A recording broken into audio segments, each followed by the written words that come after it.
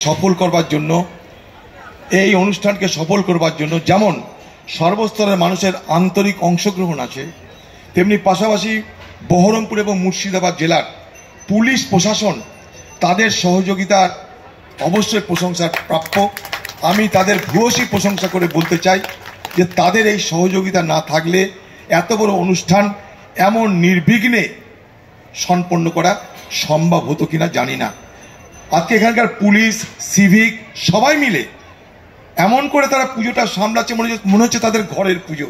এটা কিন্তু আমাদের কাছে একটা অনেক বড় একটা দৃষ্টান্ত হয়ে থাকলো যে সকলের অংশগ্রহণের মধ্য দিয়ে একটা উৎসব প্রকৃত অর্থে তার পূর্ণতা লাভ করে থাকে।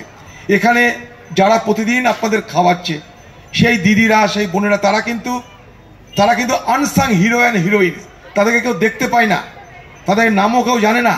তারা কিন্তু প্রাচীরের পিছনে পর্দার আড়ালে এই এলাকার মানুষের জন্য প্রতিদিন হাজার হাজার প্লেট খাবার তৈরি করছে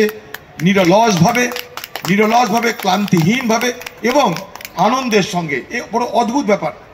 আমরা তাদের যে পরিশ্রম, সেই পরিশ্রম অনুযায়ী খাতির করতে পারি না, কিন্তু এখানকার পুলিশ, এখানকার সিভিক, এখানকার এখানকার সাফাই কর্মচারী যারা প্রতিদিন এই এলাকাটাকে পরিষ্কার পরিচ্ছন্ন রাখছে, আমি তাদেরকেও কায় মনোবাক্যে তাদেরকে আমি প্রশংসা করতে চাই।